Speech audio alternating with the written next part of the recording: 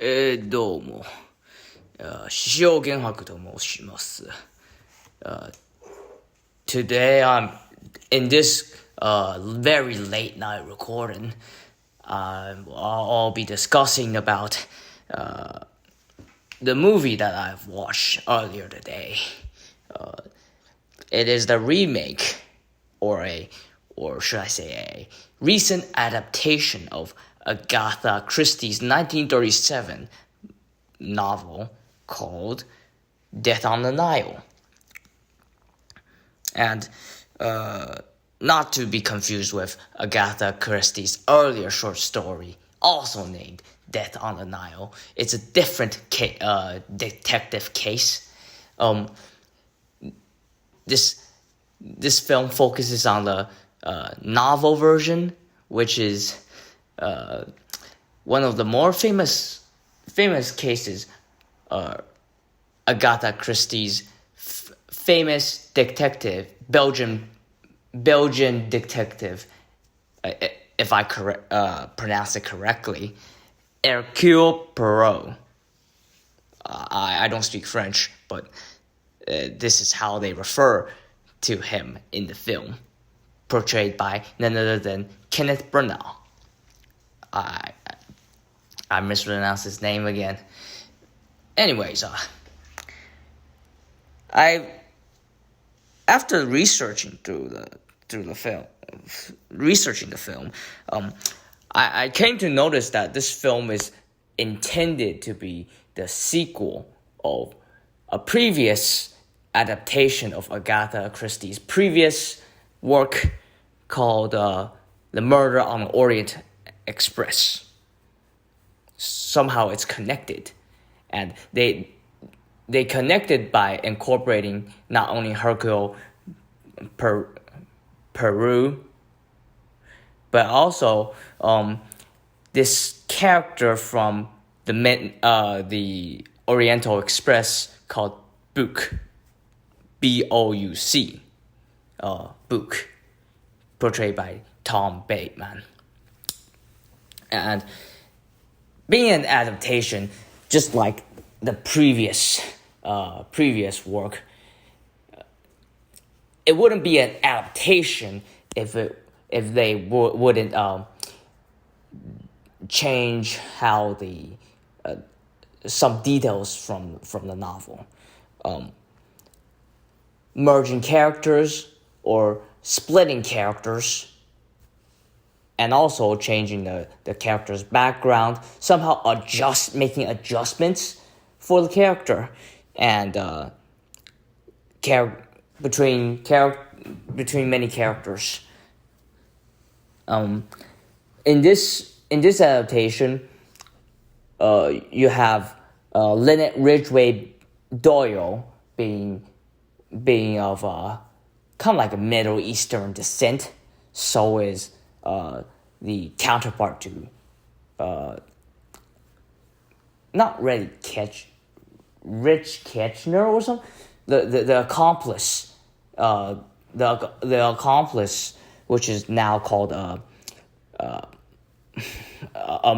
cousin of Gal Gadot's character, but being a way more dark-skinned fella. They call him Cousin Andrew in the film. And you also have characters who may have grievances, like you have Lynette's godmother being the wealthy socialite who later supports the communist cause, being very ironic, and her nurse and implied companion, her Mrs. Bowers. The maid remains the same, and Simon Doyle and Jacqueline de Belfont remains the same, and Hercule Poirot managed to keep his heavy French accent despite being a Belgian detective. Well, most people in Belgium speak French anyways, so you get the point. The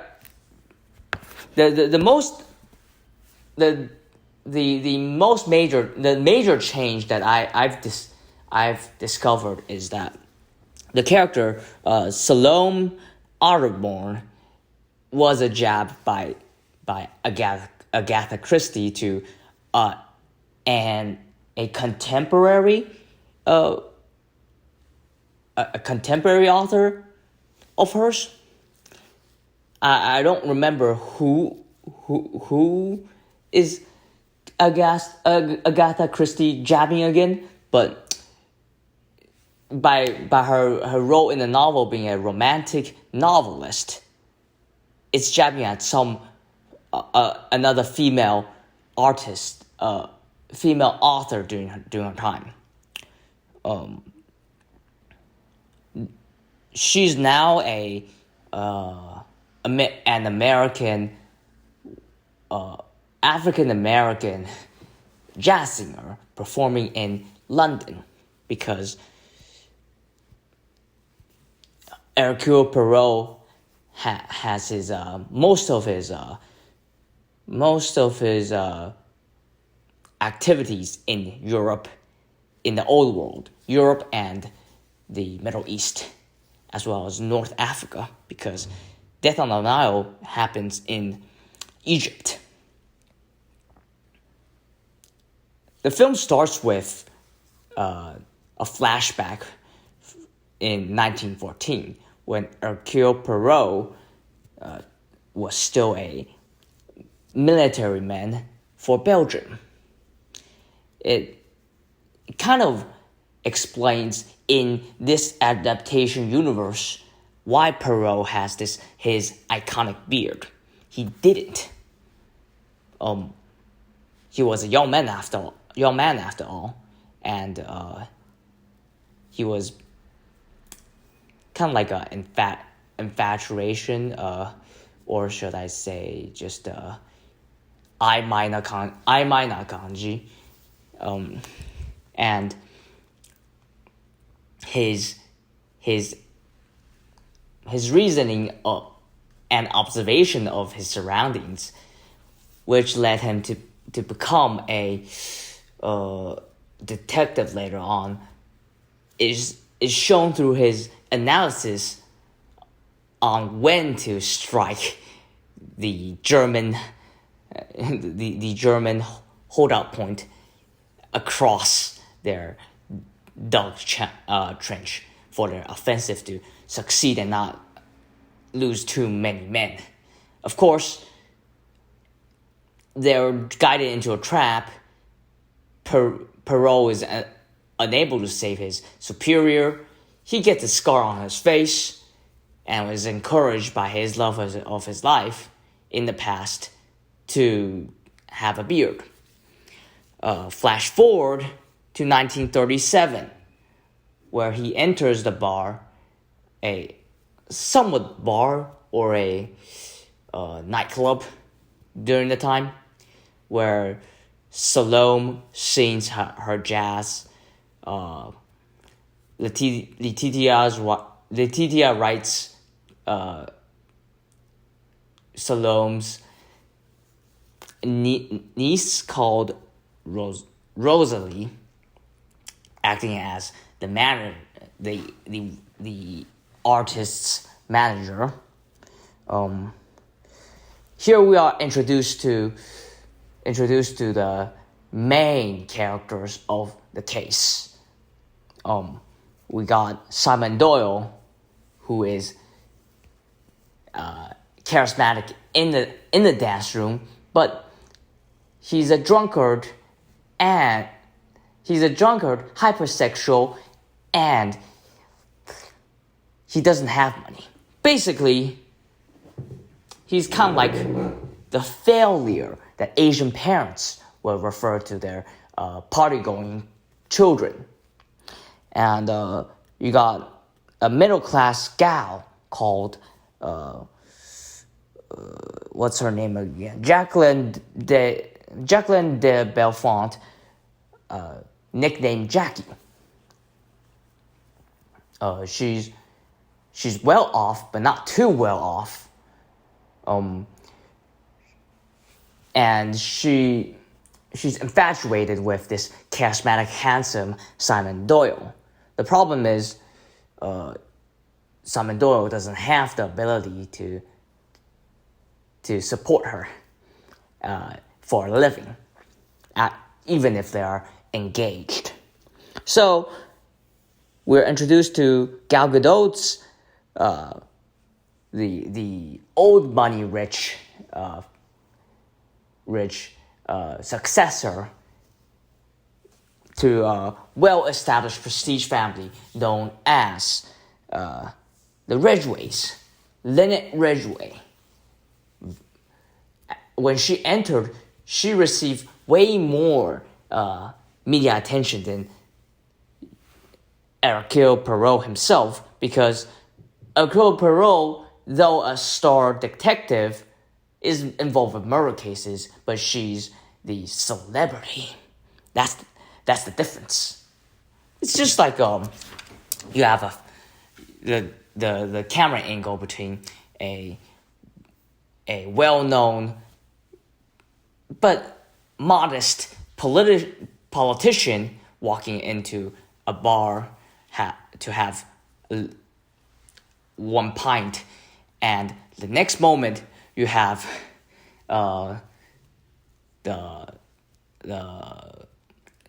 top actor, let's say Tom Cruise or Robert Downey Jr. enter the bar moments later with all the paparazzi and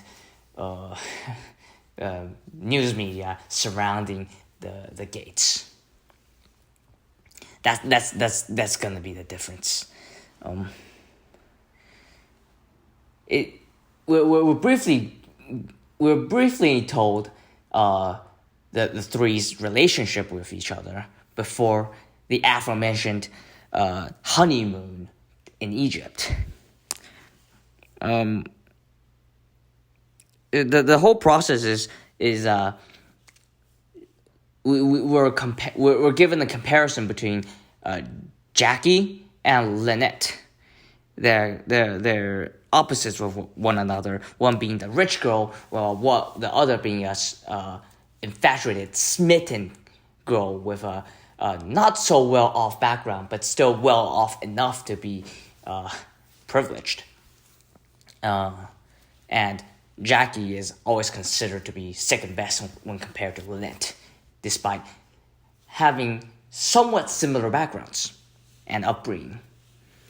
Then you have their romantic relationship is also compared with the one-sided relationship between Russell Brand's Linus, Lord Linus, Dr. Linus character, who's able to who's his use is to determine when did someone die in the case. Fast forward, you have the subplot of Hercule Poirot being hired by Book's mother to determine whether Book and Rosalia are generally fit for one another. But Hercule, being Hercule, has to hide this in front of Book. So he accidentally enters a vacation to Egypt. Coincidentally, he meets Book, and Book somehow is also hosting a let's say wedding for Lynette and Simon Doyle. And as this sudden fast forward between their somewhat hypersexual dance in the dance hall back in London, and let's say their honeymoon, were abruptly just shifted into Egypt from a certain certain dance dance bar, and you have you have Simon Doyle, Mr. and Mrs. Simon Doyle, seemingly in love with each other, but we all know that it's just a ploy, because later in the trip, after they visited the iconic Abu Simbel temple in Egypt, where Ramesses II and his 8 wives were buried in the temple.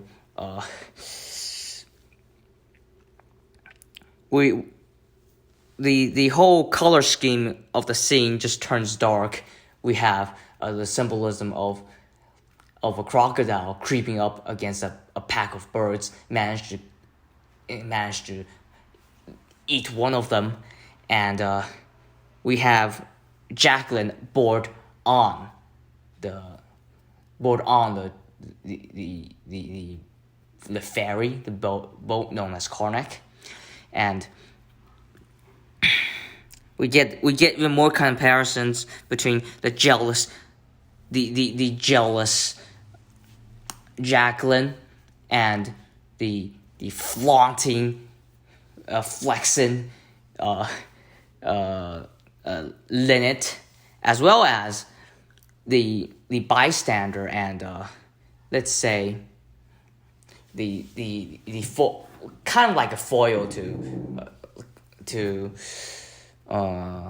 Hercule, Rosalie, because now they have to empower a black character. I'm fine with that, but like she's used to push for Hercule to actually get serious rather than fooling around and doing his own like Hercule Poirot shenanigans while asking questions in person, individual to individual interviews, by enraging them, as when Lynette was mysteriously murdered on the Karnak. Hercule was just calmly doing his usual Hercule stuff, patiently interviewing for little details that sometimes considered to be not too important, even though it does provide a process of elimination based on the other passengers' grievances against Lynette. Here we are discovered that Lynette's godmother, her name is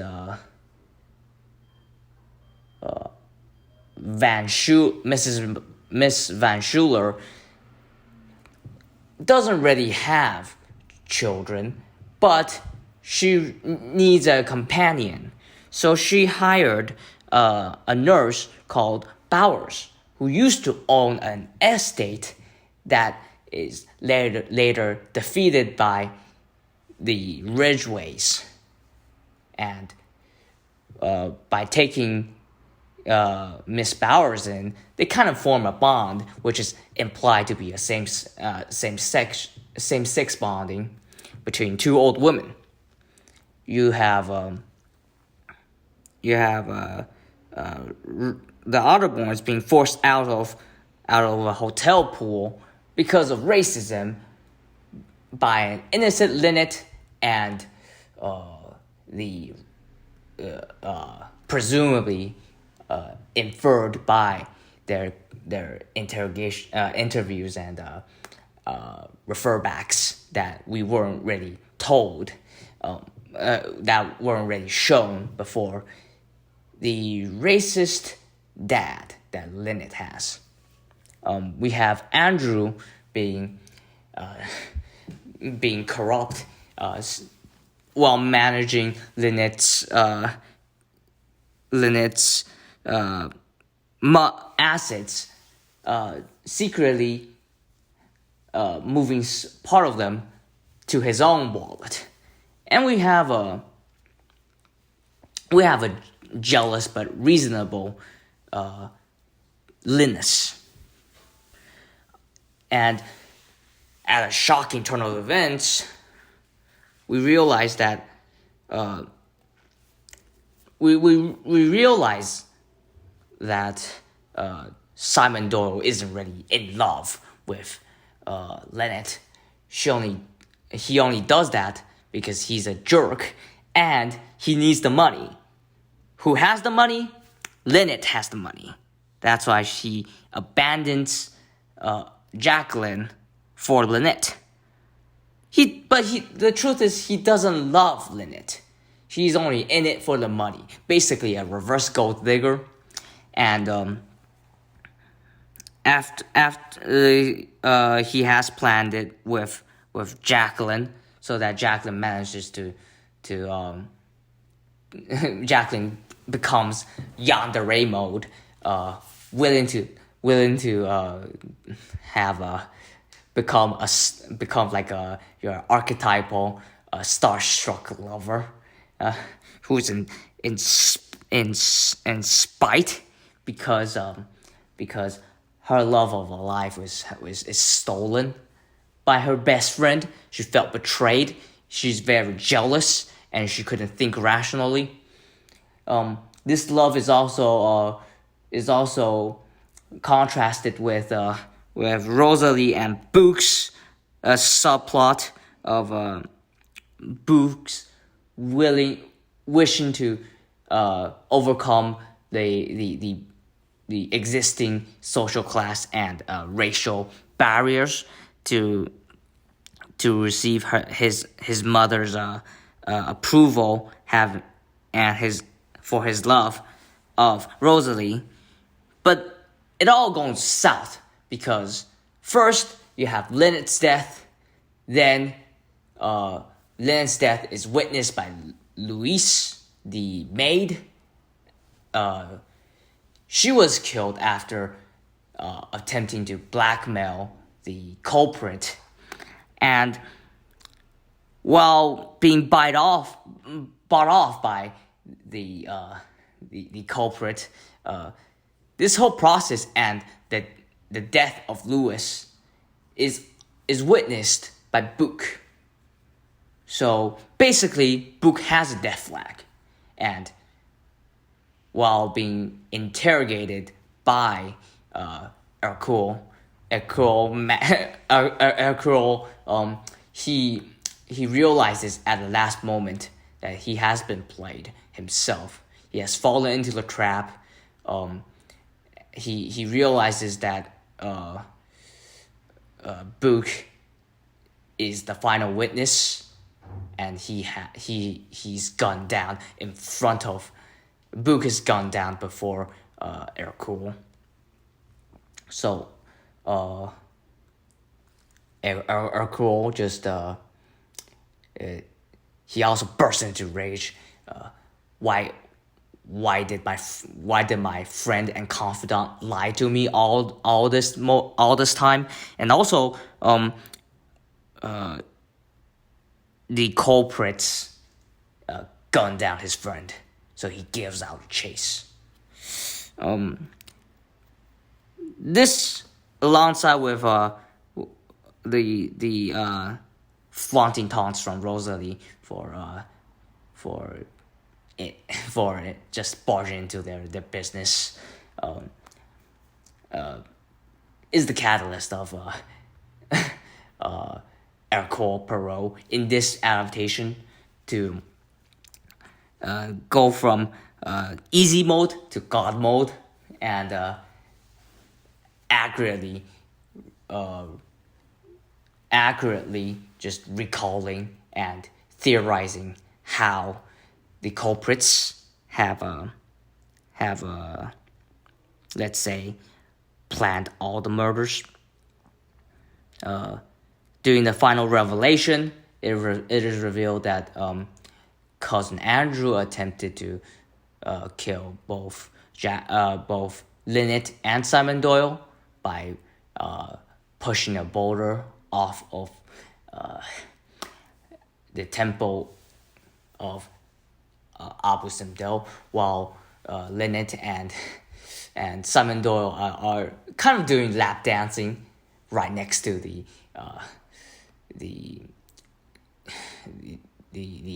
statues of Ramses and his wife.